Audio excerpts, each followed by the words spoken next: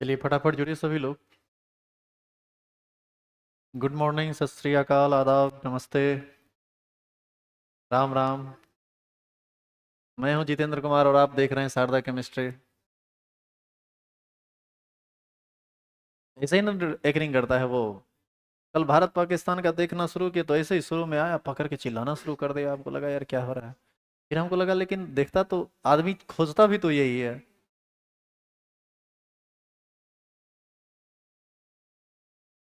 चलिए शुरू करें।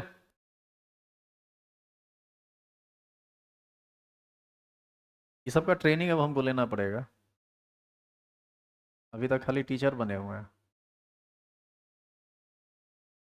चौथा केमिकल प्रॉपर्टी हम लोग पढ़ रहे थे। चैप्टर था, सॉरी टॉपिक था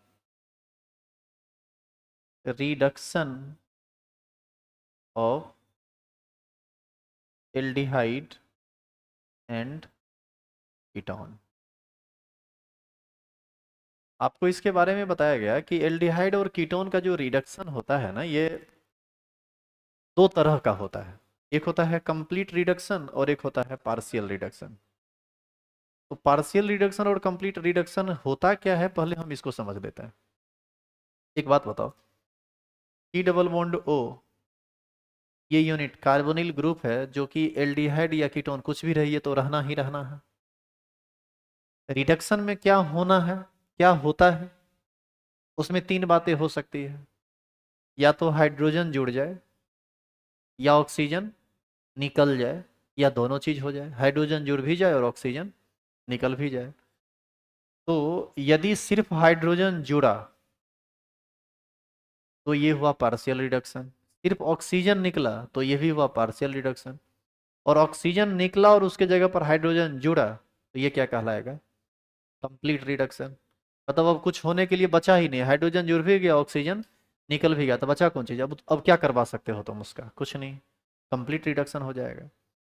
तो chemical reaction of, sorry, reaction of aldehyde and ketone may be of how many types, two types. Number one is partial reduction and the other is complete reduction. तो हम लोग सबसे पहले इसमें पढ़ने वाले हैं पार्शियल रिडक्शन। चलिए ए नंबर हीटिंग डालिए और लिखिए तो पार्शियल रिडक्शन। ये एक ऐसा केमिकल रिएक्शन होगा जिसमें सिर्फ हाइड्रोजन के जुड़ने वाली बात होगी, सिर्फ हाइड्रोजन जुड़ेगा। और ओवरऑल आप इसको देख लीजिए, इधर देखिएगा तो C double bond O H. यदि तुम किसी भी चीज का रिडक्शन कराना चाहते हो तो तुमको क्या चाहिए, रिड्यूसिंग एजेंट चाहिए। बिना रिड्यूसिंग एजेंट के तो रिडक्शन होगा नहीं। आप तीन पॉपुलर रिड्यूसिंग एजेंट के बारे में जानते हैं, H2PD या H2NI, या NaBH4, या LiAlH4, लिथियम एल्युमिनियम हाइड्राइड। ध्यान रहे कि ये तीनों के साथ रिएक्शन नहीं करा देना है, किसी एक के साथ कराना है, तीनों में से किसी एक के साथ। जब आप इसमें से किसी के भी साथ रिएक्शन कराइएगा तो ये डबल बॉन्ड टूटेगा, एक हाइड्रोजन यहां जुड़ जाएगा और एक हाइड्रोजन यहां जुड़ जाएगा। अब बताइए कि क्या ये एल्कोहल का निर्माण नहीं कर रहा है। तो ऐसी स्थिति में ये रिएक्शन करके जो प्रोडक्ट बनाएगा वो ये बनाएगा। ये दोनों बॉन्ड जैसे था वैसे रह जाएगा। ओ के साथ एक H आ जाएगा और इसके साथ एक क्या जुड़ जाएगा, हाइड्रोजन। अब आप ध्यान से देखिए कि आप इसमें क्या क्या कर सकते हैं। इस एल्डिहाइड कीटोन में क्या क्या कर सकते हैं, आप हाइड्रोजन दोनों तरफ जोड़ सकते हैं, फॉर्मल्डिहाइड का केस बनेगा। दोनों तरफ हाइड्रोजन जोड़िए, हाइड्रोजन हाइड्रोजन, ये भी हाइड्रोजन, तो नाम हो जाएगा CH3OH, मिथाइल एल्कोहल। यदि आप सेकंड मेंबर लेंगे एल्डिहाइड का, CH3H, तो यहाँ हो जाएगा CH3, यहाँ हो जाएगा H, यानी CH3CH2OH।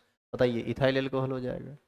आप यदि इसी में कार्बन के चेन को और बढ़ा देंगे लेकिन यहाँ पर हाइड्रोजन ही रखेंगे तो वो एल्डिहाइड का अगला मेंबर आएगा, ये बना देगा प्रोपेन 1ऑल, ब्यूटेन 1ऑल।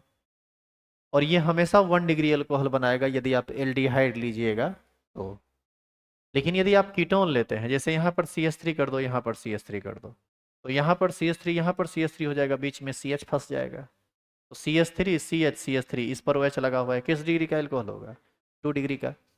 तो यहाँ से एक बात स्पष्ट तौर पर कही जा सकती है कि one aldehyde on partial reduction gives 1 degree alcohol, while ketone on partial reduction gives 2 degree alcohol. दो अलग अलग रिएक्शन यहाँ पढ़ना पड़ेगा, A नंबर और B नंबर करके। क्लियर है ये?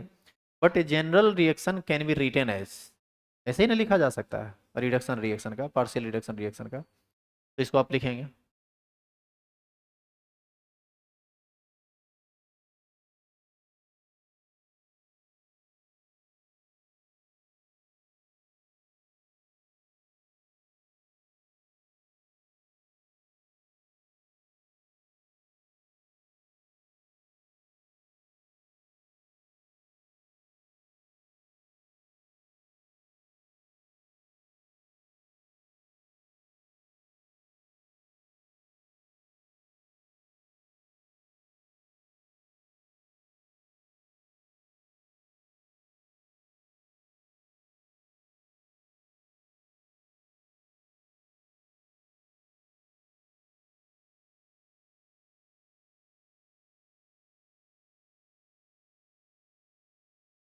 हो गया लिखा हुआ।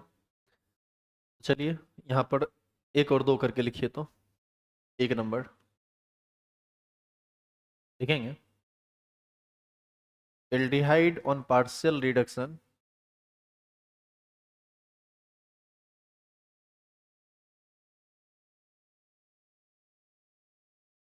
Gives 1 degree alcohol, RC double bond OH।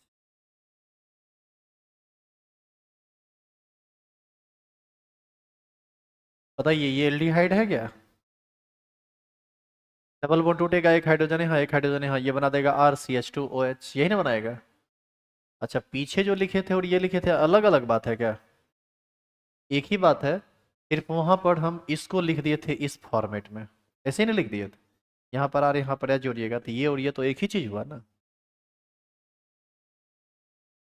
तो क्या 2-3 एग्जाम्पल आप इस पर नहीं लिख पाएंगे घर पर? पहला एग्जाम्पल में क्या करेंगे, यहाँ पर H जोड़ेंगे, मिथाइल एल्कोहल बनेगा। दूसरा में CH3 इथाइल एल्कोहल बनेगा। तीसरा में S3CH2 प्रोपेनॉल बनेगा। आगे अपना बना लीजिएगा। क्या उम्मीद करें कि आपसे ये हो जाएगा?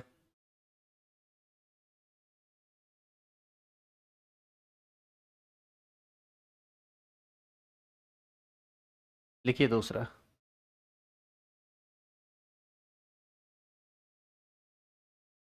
दूसरा लिखेंगे इसमें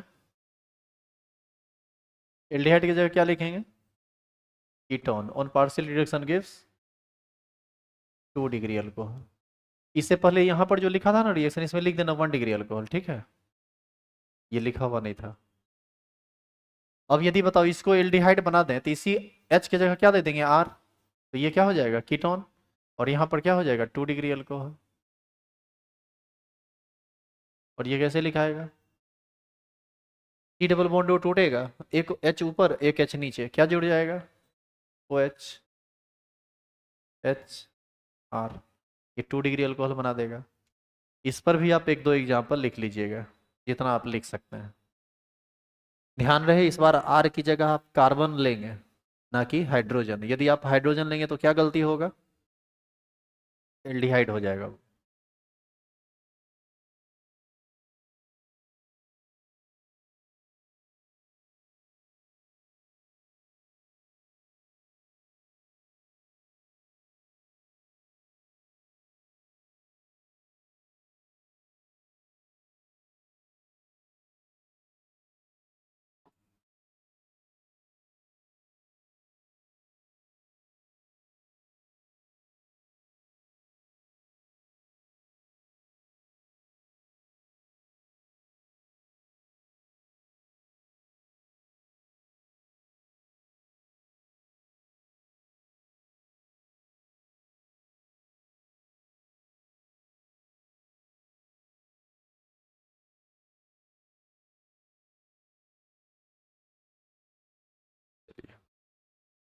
अब इसका लिखिए B number, complete reduction.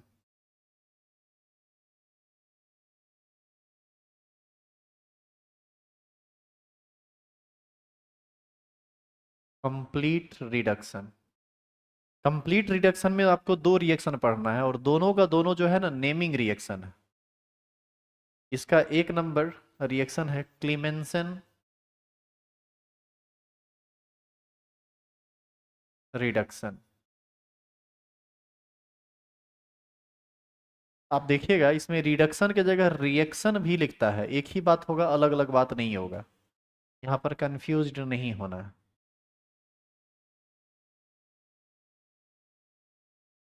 When aldehyde or ketone is treated with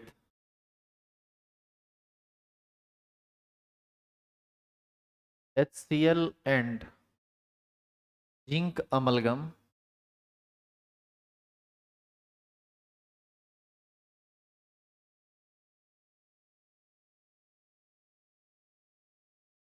then alkane is formed.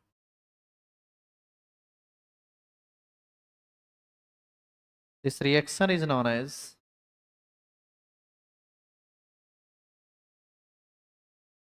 this reaction is known as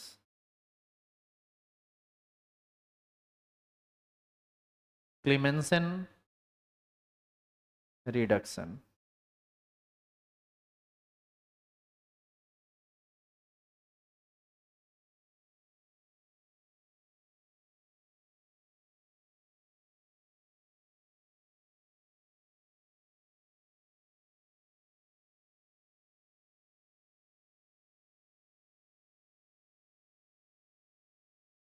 अब यहाँ पर जो बात लिखे हैं और जो एग्जाम्पल इसके अंतर्गत आएगा उन सब चीज़ों को थोड़ा ढंग से समझते हैं, क्योंकि अभी आप सिर्फ लिख लिए, आप समझे मुझे कुछ नहीं है। इसमें बहुत सारा जो जनरल चीज़ है आप उसको समझिए। चेंज करूँ इसे। देखो, जब कभी भी अमलगम वर्ड सुनो, जैसे जिंक अमलगम, जिंक मेटल में Hg को मिलाया जब जाता है तब जो सब्सटेंस मिक्सचर बनता है उसी को हम लोग क्या बोलते हैं, जिंक अमलगम। और एक सबसे ज़्यादा जरूरी चीज़ कि किसी भी मेटल के साथ जब Hg को मिलाया जाता है और उसका मिक्सचर बनाया जाता है तो उसको अमलगम उसका बोला जाता है। जैसे जिंक के साथ Hg मिला दिए तो जिंक अमलगम, Fe के साथ Hg मिला दिए तो आयरन अमलगम, निकेल के साथ यदि Hg मिला दिए तो निकेल अमलगम। तो जिंक अमलगम यहाँ पर लिया गया है, यानी Zn और Hg का मिक्सचर का फॉर्मेट लिया गया है। क्लियर है यहाँ पहला चीज। दूसरा चीज और भी, और क्या लिया गया है, HCl। और इसका रिएक्शन किसके साथ कराना है, एल्डिहाइड या कीटोन के साथ। तो बताओ ये तो एल्डिहाइड या कीटोन होगा क्या जी। अब इसी में एच एच जोड़िए, CH3 जोड़िए या CH3 जोड़िए। इसका रिएक्शन कराना है HCl के साथ। ये चार HCl के साथ रिएक्शन करता है किसके प्रेजेंस में, जिंक अमलगम के प्रेजेंस में, ZnHg के प्रेजेंस। और ये रिएक्शन करके जो प्रोडक्ट बनाता है वो बनेगा बाद में, समझते पहले। जिंक का वैलेंसी होता है +2, HCl टूटेगा 4H प्लस में और Cl माइनस में। यदि आप दो जिंक लेंगे तो दो गो Zn++ बनेगा, और ये दो Zn++ बनेगा तो कितना इलेक्ट्रॉन रिलीज करेगा, चार। उस चारों इलेक्ट्रॉन को गेन करेगा कौन, हाइड्रोजन। और हाइड्रोजन का कितना आइटम बना, चार। Zn++ दो, मतलब दो आयन, और यहाँ से 4H+ बना है तो 4Cl- भी नहीं बना होगा, तो 4Cl-। ये सब आपस में मिलके बना देता है ZnCl2 का कितना मॉलिक्यूल, तो दो Zn 4Cl हो गया। कितना हाइड्रोजन फ्री हुआ है, चार। ये चार हाइड्रोजन एक ऑक्सीजन के साथ मिलकर एक H2O बना देता है। बचा कौन चीज, दो हाइड्रोजन। ये दोनों हाइड्रोजन उस दोनों वैलेंसी को सेटिस्फाई करता है, यानी यहाँ से ये हाइड्रोजन और ये हाइड्रोजन जुड़ेगा, एक ऑक्सीजन जो निकला वो दो ऑक्सीजन के साथ मिलकर क्या बना देगा, H2O, और एक प्रोडक्ट क्या बनेगा, ZnCl2। तो आप एक चीज देखिए कि इस रिएक्शन में एल्डिहाइड कीटोन से ऑक्सीजन निकल भी गया और हाइड्रोजन जुड़ भी गया, कंप्लीट रिडक्शन हो गया। क्या तुम इसका और ज्यादा रिडक्शन करवा पाओगे अब, संभव है कि तुम इसमें और हाइड्रोजन जोड़ सको या इससे ऑक्सीजन निकाल सको, सवाल ही नहीं उठता है। अब इसका रिडक्शन पॉसिबल नहीं है, क्योंकि अपने ये रिडक्शन के न्यूनतम स्तर पर है। अब इससे ज्यादा नीचे ये नहीं जा सकता है। तो ऐसी स्थिति में यदि आप डिफरेंट एग्जाम्पल को कर, समझ में आया कि कैसे कैसे रिएक्शन हुआ है। जिंक HCl के साथ मिलकर ZnCl2 बना दिया, हाइड्रोजन को फ्री कर दिया, ढेर सारा हाइड्रोजन फ्री हुआ, जो एक ऑक्सीजन के साथ मिलकर H2O बना दिया, और दो हाइड्रोजन ऑक्सीजन के वैलेंस, ऑक्सीजन के साथ जो कार्बन का वैलेंस था उसको सेटिस्फाई कर दिया। अब बताइए तो एग्जाम्पल में क्या करेंगे आप। और जो बना वो क्या बना, क्या ये एल्केन नहीं है। अभी जो आप लैंग्वेज लिखे हैं, then alkane is form, alkane बना है ना। अब देखो एल्केन कैसे है ये। तुम यहाँ पर क्या क्या ले सकते हो, हाइड्रोजन हाइड्रोजन, वहां पर लोगे हाइड्रोजन हाइड्रोजन तो वो हो जाएगा CH4 यानी मीथेन। यहाँ CH3H ले सकते हो, यहाँ CH3 यहाँ H हो जाएगा यानी CH3 इथेन हो जाएगा। यहाँ CH3 ले सकते हो, तो यहाँ CH3 यहाँ CH3 बीच में CH2 क्या हो जाएगा, प्रोपेन। आप देख रहे हैं कि एक बार मीथेन बना, एक बार इथेन बना, और एक बार प्रोपेन बना। इस तरह से कंप्लीट रिडक्शन का ये केस है। क्लियर है ये। तो उम्मीद करें कि आप 3 एग्जाम्पल घर पर कर लेंगे। रिएक्शन लिखिए, 3 एग्जाम्पल के लिए जगह छोड़िए।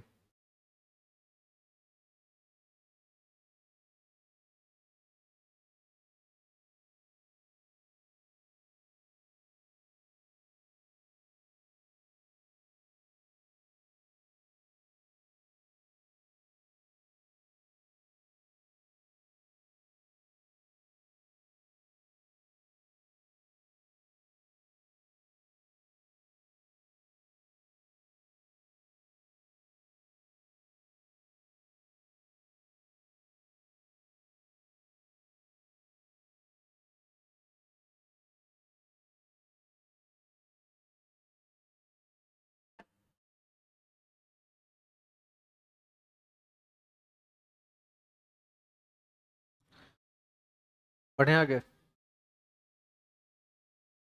हाँ? किसका। अरे तो बताइए, सो ये आयनिक फॉर्मेट है ना जी, इसमें मैकेनिज्म का कोई प्रोसेस नहीं है, देखिए इधर। जेड हैन, वही तो अभी जो बता रहे थे वो तो शॉर्ट मैकेनिज्म ही था ना। जैसे आयनिक फॉर्म में जैसे इनऑर्गेनिक टाइप का फॉर्म होगा तो उसमें उसका कोई मैकेनिज्म नहीं होगा। उसमें तो सिंपली ZnCl2 का निर्माण करेगा, इसमें तो ऑर्गेनिक रिएक्शन है नहीं, जेडहेन और Cl वाला वो तो इनऑर्गेनिक टाइप का रिएक्शन है। तो इसका तीनों एग्जाम्पल आप कर लेंगे। देखेंगे इसका बी नंबर। कहने का ये मतलब है कि हाइड्रोजन जब फ्री होगा तो वो किसी ना किसी के साथ जुड़ेगा ना। ऑक्सीजन के साथ जुड़कर स्टेबल मॉलिक्यूल H2O बना देगा, दो हाइड्रोजन बचेगा, वो दोनों वैलेंसी को पूरा कर देगा। इसका 2 नंबर होगा ना। देख लीजिए तो, थोड़ा उल्टा पुल्टा नंबरिंग से चल रहा है। उसको ए बी लिख दिए थे, इसको 1 2 कर रहे हैं। लिखेंगे Wolff Kishner reduction.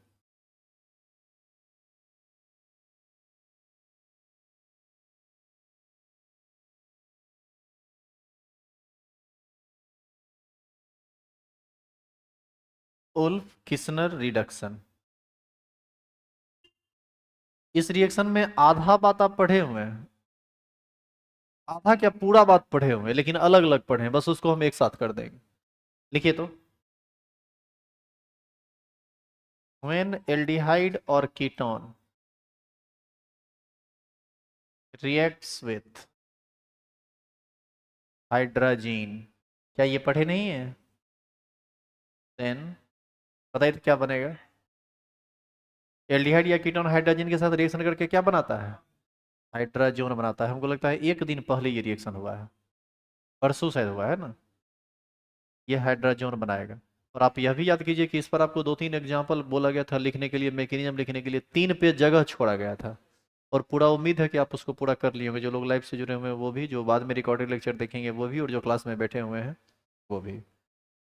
Then hydrazone is form,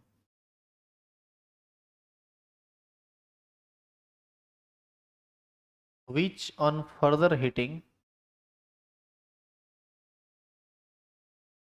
with any base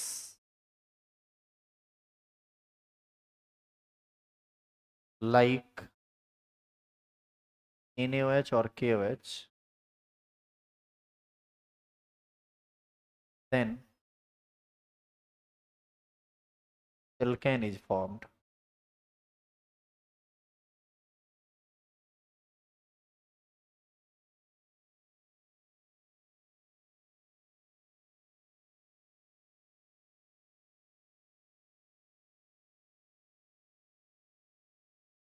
then alkane is formed.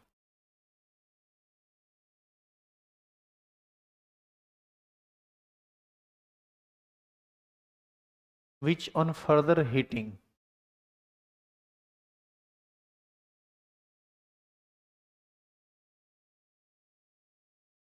is formed, which on further heating with any base like NaOH or KOH, then alkane is formed. लिख ली? देखिए इधर, ये सी double bond ओ, बताइए ये क्या है, aldehyde या ketone? आप इसका रिएक्शन हाइड्रोजन के साथ करा दीजिए, इसी को ना अमोनिया डेरिवेटिव्स कहते थे। और अमोनिया डेरिवेटिव्स के साथ जब आप एल्डिहाइड कीटोन का रिएक्शन कराएं तो उसका ये दूसरा नंबर रिएक्शन है। इसमें आप याद करो प्रोडक्ट बनता था, ठगने का तरीका बताए थे ना, दो हाइड्रोजन और एक ऑक्सीजन मिलेगा तो क्या बना देगा, H2O, जबकि इसका प्रॉपर मैकेनिज्म था, ये इनऑर्गेनिक टाइप का मैकेनिज्म भी नहीं है, ये ऑर्गेनिक टाइप का मैकेनिज्म है। क्या बनाएगा बताइए,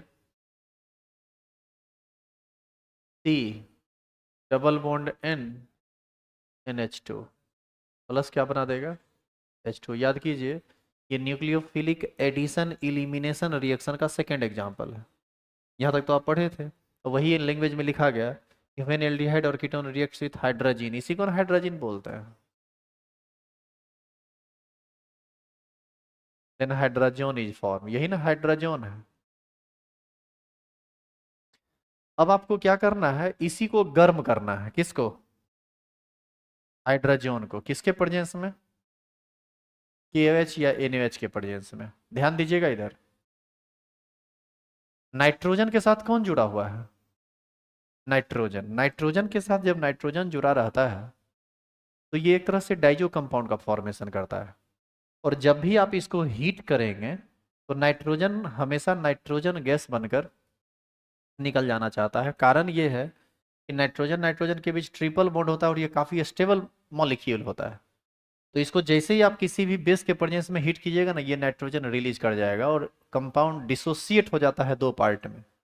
ये दोनों हाइड्रोजन इस दोनों वैलेंसी से जुड़ जाता है और ये दोनों नाइट्रोजन स्किप कर जाता है। तो बताइए, नाइट्रोजन निकलेगा तो नाइट्रोजन गैस बन के उड़ जाएगा, जो बचेगा क्या है वो, सी डबल बॉन्ड, जैसे सी दो गो बॉन्ड जैसे था वैसे, और ये जो दो हाइड्रोजन है, यही दो हाइड्रोजन यहाँ पर लग जाएगा, एक बार फिर से किस चीज़ का निर्माण कर देगा, एल्केन का।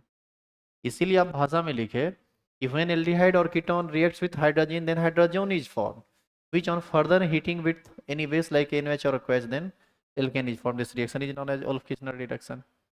एल्केन बना है इसमें भी, तो इसमें भी आप तीन एग्जांपल लिख सकते हैं। क्या क्या कीजिएगा बताइए, HH methane, CH3H ethane, CH3 ethane, बताइए। इस तरह से एल्डिहाइड और कीटोन का रिडक्शन रिएक्शन समाप्त हुआ। अब स्टार्ट होगा इसका पांचवा नंबर रिएक्शन, जिसको हम बोलते हैं सम अदर रिएक्शन। और आपको इसके बारे में बताया गया था कि इसमें काफ़ी खतरनाक खतरनाक रिएक्शन और इम्पोर्टेंट इम्पोर्टेंट रिएक्शन आपको पढ़ना है। इसी रिएक्शन में आप पढ़ेंगे परकिन condensation, aldol condensation, cross aldol condensation, Cannizzaro reaction. 2-3 दिन ये टॉपिक चलेगा, तब स्टार्ट होगा इस चैप्टर का लास्ट पार्ट, कार्बोक्सिलिक एसिड। आज इस चैप्टर का 7वां लेक्चर है, इसमें 6 लेक्चर और लगेगा, और जब तक ये 6 लेक्चर पूरा समाप्त होगा नहीं तब तक हम आपको छुट्टी देने वाले नहीं है। नहीं, मुंह नहीं देखेंगे मेरा, चलेगा, अभी चलेगा, चलते रहेगा। 11th वाला को कल या परसों पढ़ा के छुट्टी देंगे, उसके बाद तुम्हारा क्लास 3-3 घंटा कर देंगे। अभी तुमको लगता है एक चैप्टर, हम दुर्गा पूजा से पहले 2 चैप्टर समाप्त करेंगे, एगो आइसोलेशन ऑफ एलिमेंट्स और एगो ये जो पढ़ा रहे हैं। छठ पूजा में भी ऐसे ही B ब्लॉक, एक के दिन बैठेंगे 10 घंटा, 24 घंटा पढ़ा दें, दो तोरी 24 घंटा बोल रही है, पढ़ा दीजिए।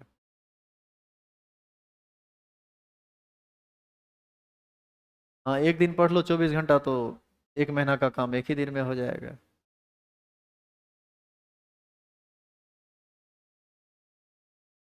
16 दिन में चैप्टर समाप्त। रुपये खाली दे देना पूरा का पूरा। चेंज करें इसको जी।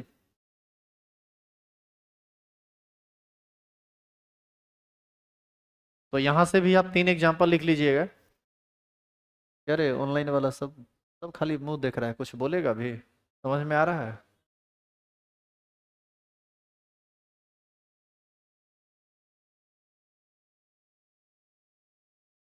तुम ही को कह रहे हैं, तुम ही को। समझ में आ रहा है?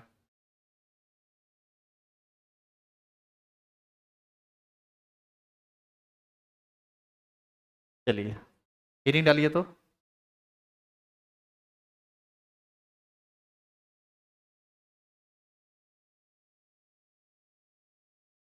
some other reaction of aldehyde and ketone. इसमें सबसे पहला रिएक्शन हम लोग पढ़ेंगे एल्डोल कंडेंसेशन।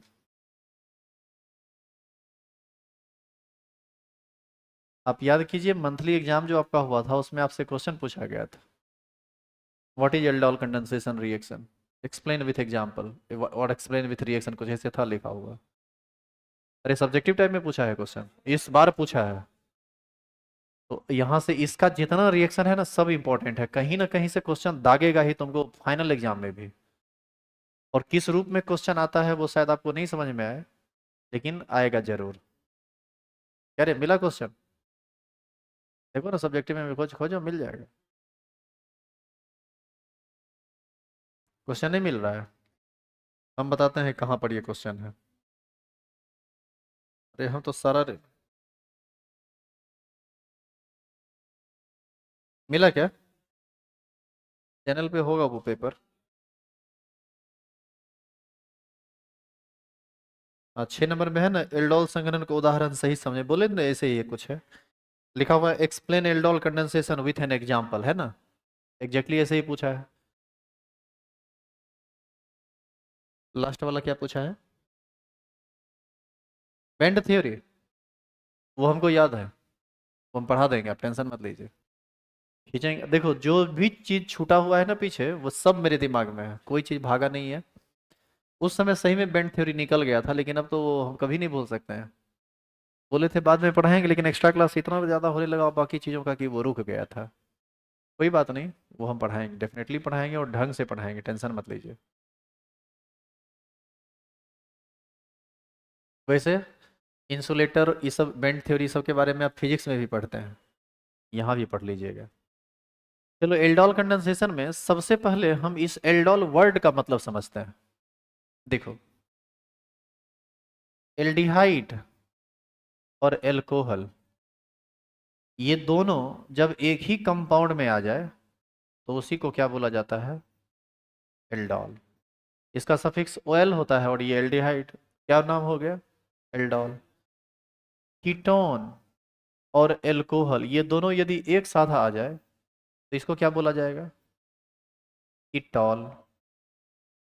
और इसमें एल्डोल, इस रिएक्शन में एल्डोल का चर्चा भी होगा और कीटोल का भी चर्चा होगा। एल्डिहाइड के साथ आया तो एल्डोल, एल्कोहल यदि एल्डिहाइड के साथ आया तो एल्डोल, और कीटोन कीटोन के साथ आया तो कीटोल। इसको नोट करके लिख लीजिए तो पहले।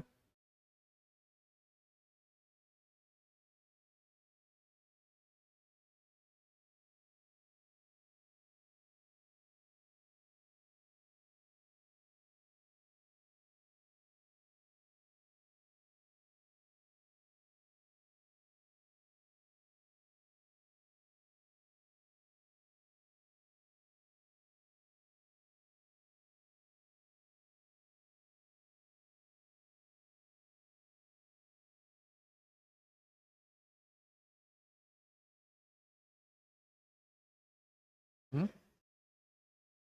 कौन सी डिटॉल? अच्छा एक बात बताओ, एल्डोल समझा, कीटोल समझा, अब कहता है डिटॉल। डी कहाँ से आया? वैसे हंसने वाला बात नहीं है, आपको डिटॉल के बारे में बताया जाएगा लास्ट चैप्टर में। आपको पढ़ना है भाई, पढ़ना है ये। अब पढ़ना ही नहीं है, यहाँ से क्वेश्चन भी पूछा है। 2018 वाला क्वेश्चन देखिए, 2018 या 19 में क्वेश्चन पूछा है, डिटॉल क्या है? डिसइंफेक्टेंट है, एंटीसेप्टिक है। इसका कंसेप्चुअल बहुत सारा बात है, लेकिन यहाँ से डिटॉल का कोई बात नहीं है। वो पढ़िएगा, पढ़ाएंगे हम। अरे 4200 रुपया दिया है, खिलौड़ थोड़ी है। और पाई पाई का वसूल के तुमको नहीं वापस कर दिए ना तो कहना लास्ट में। तुम जाते जाते ये नहीं कह सकते हो कि तो आप हमको ठग लिए साल भर। सवाल ही नहीं पैदा होता है, तुमको बोलने पर मजबूर कर देंगे कि नहीं आप ढंग से काम किए हैं। तो कर देंगे, टेंशन मत लीजिए। इधर देखिए, एक काम करते हैं, पहले इसका ना लैंग्वेज आप लिख लीजिए, समझ समझ में तो आपको कुछ आएगा नहीं, लिखो अभी पहले।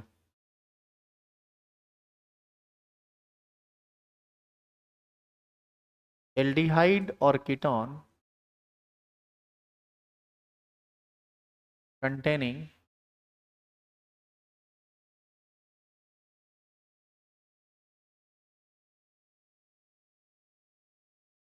at least one alpha hydrogen undergoes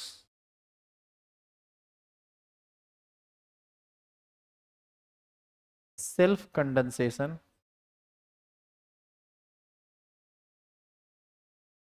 with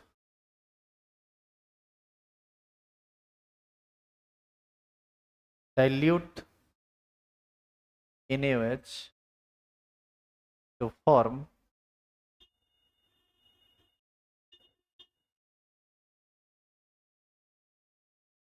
beta hydroxyaldehyde bracket में एल्डोल और बीटा हाइड्रोक्सी कीटोन ब्रैकेट में ketol.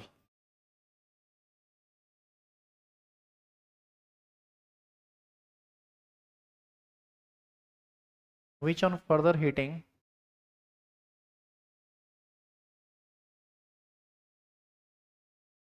in presence of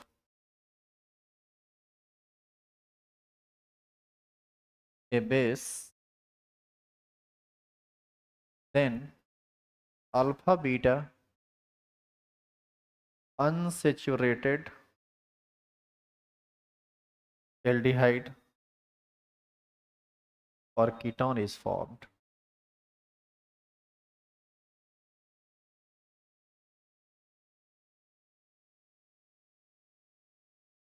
aldol condensation का ये एक तरह से आप ये समझ लीजिए कि स्टेटमेंट है, रिएक्शन का लैंग्वेज है, रिएक्शन का पूरा डिस्क्रिप्शन है कि ऐसा ऐसा आपको करना होता है। केमिकल रिएक्शन को लिखना पड़ेगा फिर उसको समझना पड़ेगा, लेकिन उससे पहले भी बहुत सारी बात आपको इसमें समझनी पड़ेगी।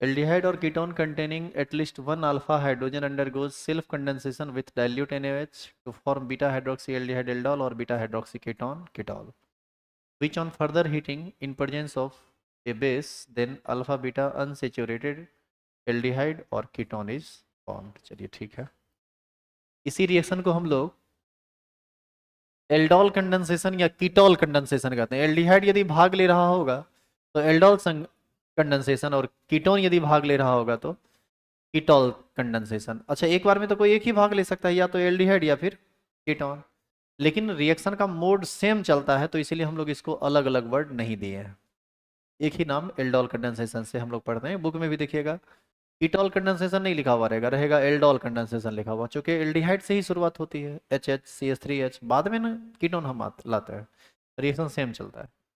क्या आप इसको लिख चुके हैं? चलिए अब इससे संबंधित, अभी हम इसको कुछ नहीं समझा रहे हैं, अभी आपको हम कुछ दूसरा बात समझा रहे हैं, आप इसको समझिए। यहाँ पर अल्फा बीटा ये सब चीज का बात आया है ना लैंग्वेज में, इसको समझो पहले। आप बताइए तो इसमें कौन सा फंक्शनल ग्रुप है? एल्डिहाइड, यही है ना एल्डिहाइड। किसी भी फंक्शनल ग्रुप से जो कार्बन डायरेक्ट जुड़ा होता है, सुनिएगा, किसी भी फंक्शनल ग्रुप से जो कार्बन डायरेक्ट जुड़ा होता है उसको हम लोग अल्फा कार्बन कहते हैं। तो बताइए तो इसमें कौन कार्बन अल्फा है? ये वाला। इसको अल्फा कार्बन मत कह देना, क्योंकि ये कार्बन फंक्शनल ग्रुप का कार्बन है। हमने क्या कहा, फंक्शनल ग्रुप से जो कार्बन डायरेक्ट जुड़ा होता है, तो ये अल्फा कार्बन, ये बीटा कार्बन। एक मिनट एक मिनट, जो डायरेक्ट जुड़ा होता है उसको अल्फा कार्बन कहते हैं, और अल्फा कार्बन से जो कार्बन जुड़ा होता है उसको बीटा कार्बन कहते हैं, और बीटा कार्बन से जो कार्बन जुड़ा होता है उसको गामा कार्बन कहते हैं। केमिकल रिएक्शन को समझने के लिए कंपाउंड में जब हम लोग नंबरिंग करते हैं तो उसमें 1 2 3 नंबरिंग नहीं करते हैं, उसमें हम लोग अल्फा बीटा गामा नंबरिंग करते हैं, क्योंकि किसी भी फंक्शनल ग्रुप का असर अपने आजू बाजू के कितने कार्बन तक रहता है, 3 कार्बन तक। सबसे अधिक रहता है अल्फा पर, थोड़ा कम रहता है बीटा पर, और बहुत कम रहता है गामा पर, चौथा आर पर। इस चौथा कार्बन पर इस फंक्शनल ग्रुप का कोई प्रभाव नहीं रहता है। फंक्शनल ग्रुप के कारण ये सब कार्बन भी कभी कभी रिएक्शन में इन्वॉल्व होते हैं, जो कि अभी आप इस रिएक्शन में देखिएगा, इसीलिए ये रिएक्शन बहुत अल्टर है। अभी तक क्या होता था कि जब भी केमिकल रिएक्शन होता था तो फंक्शनल ग्रुप से होता था, तो टेंशन ज्यादा नहीं होती थी। इस बार उल्टा पुल्टा बात होगा, इसीलिए थोड़ा टेंशन है, बड़ा रिएक्शन है, समझना भी मुश्किल होता है थोड़ा। तो आप समझ गए कि अल्फा कार्बन, बीटा कार्बन और गामा कार्बन किसको कहेंगे। अब बताइए इसमें इसमें अल्फा कार्बन कौन है, ये यही है, क्योंकि ये कार्बन थोड़ी फंक्शनल ग्रुप का हिस्सा है, फंक्शनल ग्रुप तो ये है, T double bond O O H. इसमें अल्फा कार्बन कौन है, यही है। आ रही है बात समझ में। अब जरा सोचिए कि यदि हम इधर एच ना लेके सी ले लेते, तो इसमें इधर भी अल्फा बीटा गामा कार्बन और इधर भी अल्फा बीटा गामा कार्बन। समझ में आया कि अल्फा बीटा गामा कैसे पकड़ेंगे। ये कीटोन फंक्शनल ग्रुप है, और कीटोन फंक्शनल ग्रुप में एक तरफ हाइड्रोजन तो लगा नहीं सकते हैं, दोनों तरफ क्या लगाना पड़ेगा, कार्बन। तो दोनों तरफ कार्बन लगाइएगा तो दोनों तरफ अल्फा हाइड्रोजन हो जाएगा। क्लियर है ये।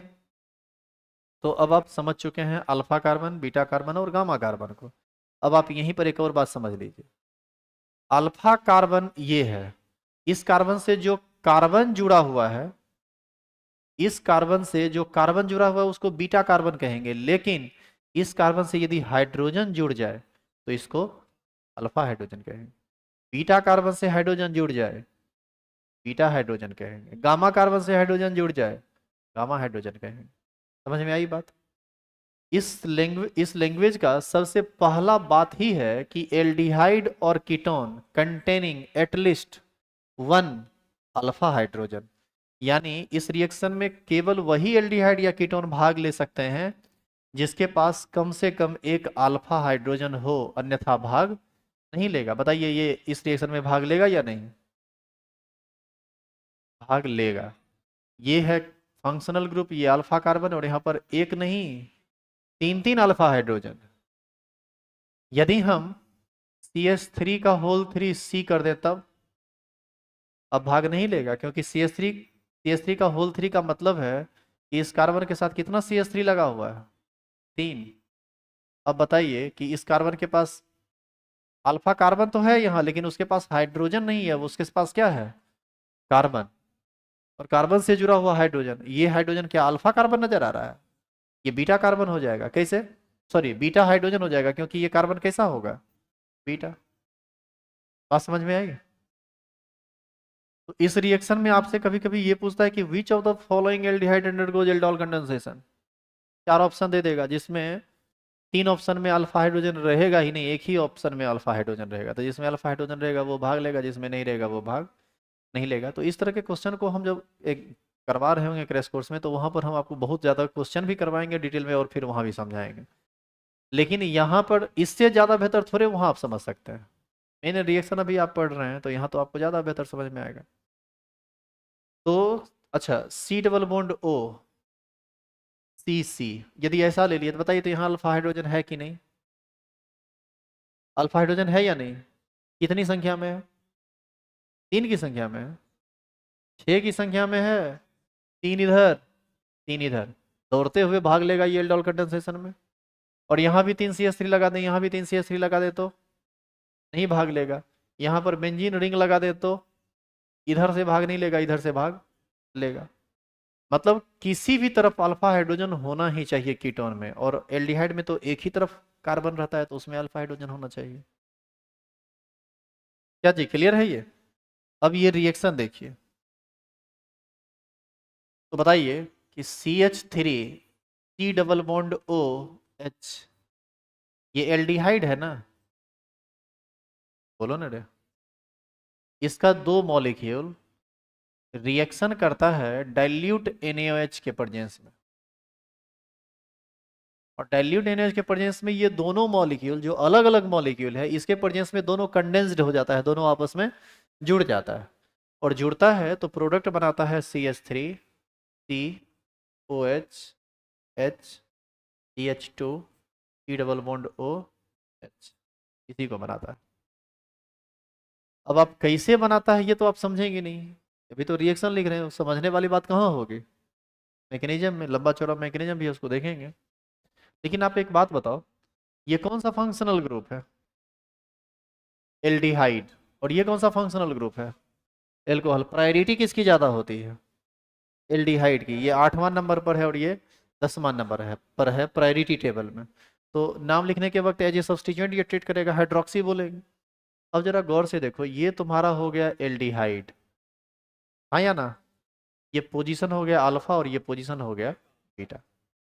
इसीलिए कि ये अल्फा पोजीशन है और ये बीटा पोजीशन है, तो बीटा पर हाइड्रोक्सी है और ये एल्डिहाइड भी है ना ओवरऑल, इसीलिए इस कंपाउंड का नाम होता है बीटा हाइड्रोक्सी एल्डिहाइड।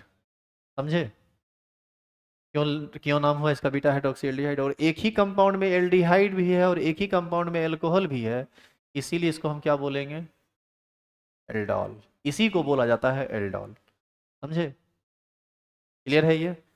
ऐसे कॉमन सिस्टम में या रिएक्शन को या कंपाउंड को समझने के लिए हम एल्डोल बोल दिए। प्रॉपर नाम तो आप लिख सकते हैं इसका, 1 2 3 4 नाम होगा 3 हाइड्रोक्सी ब्यूटेनल, हाँ या ना? चलिए अब जानिए, इसी चीज को जब आप हीट कर देते हैं किसी भी बेस के प्रेजेंस में, बेस के प्रेजेंस में, तो अल्फा कार्बन से हाइड्रोजन और बीटा कार्बन से OH निकल जाता है। H और OH निकलेगा तो क्या बना देगा? H2O। एक वैलेंसी इसका फ्री होगा, एक वैलेंसी इसका फ्री होगा, दोनों के बीच क्या बन जाएगा? Double bond. यानी यहां से H2O निकलेगा और फाइनल प्रोडक्ट क्या बनाएगा बताइए? CH3 CH double bond CH C double bond O। Double bond या ट्रिपल बॉन्ड अनसेचुरेशन के अंतर्गत आता है। ये पोजीशन है अल्फा, ये पोजीशन है बीटा। तो बताइए इस कंपाउंड को हम लोग कह सकते हैं अल्फा बीटा अनसेचुरेटेड एल्डिहाइड, बोले कह सकते हैं कि नहीं? यदि यहीं पर CH3 होता तो होता अल्फा बीटा अनसेचुरेटेड कीटोन, यहाँ पर H होता तो नाम होता कीटोल। लेकिन हम एल्डिहाइड को लेके चले हैं तो एल्डोल बन रहा है। फिर अगला एग्जांपल कीटोल वाला भी करेंगे।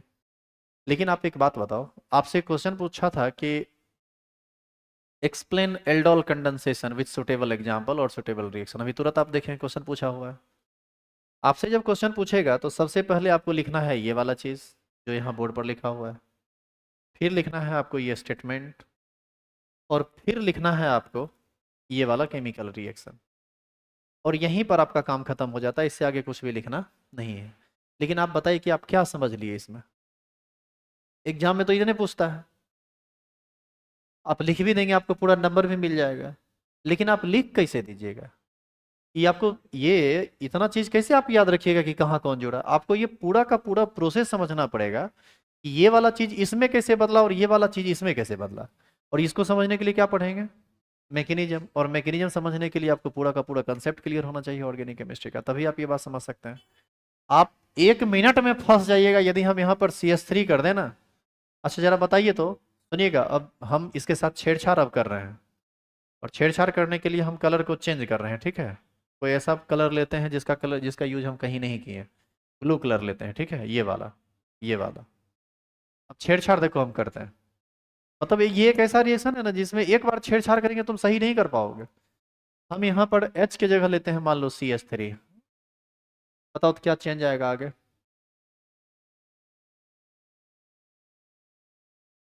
बोलिए।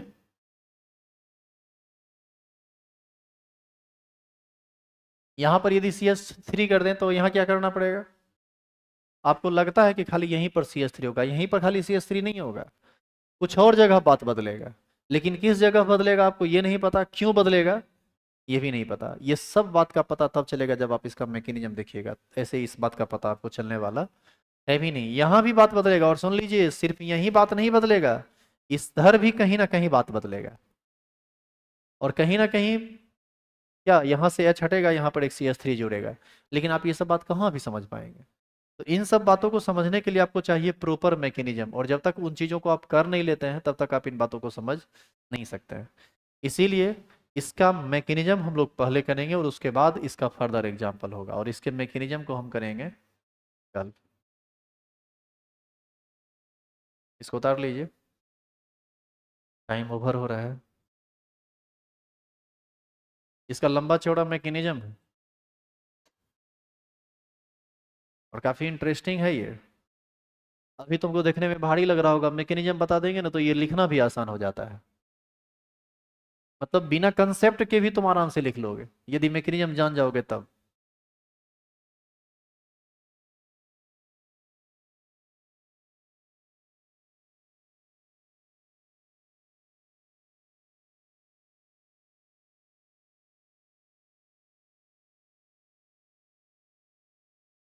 तो आगे की बात हम लोग देखते हैं नेक्स्ट क्लास में।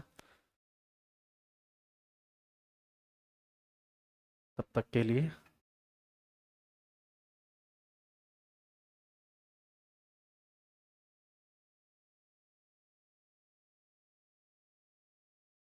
सुप्रभात बोलें कि गुड नाइट बोलें,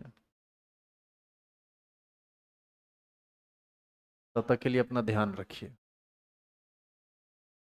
और मन लगा के पढ़ाई कीजिए।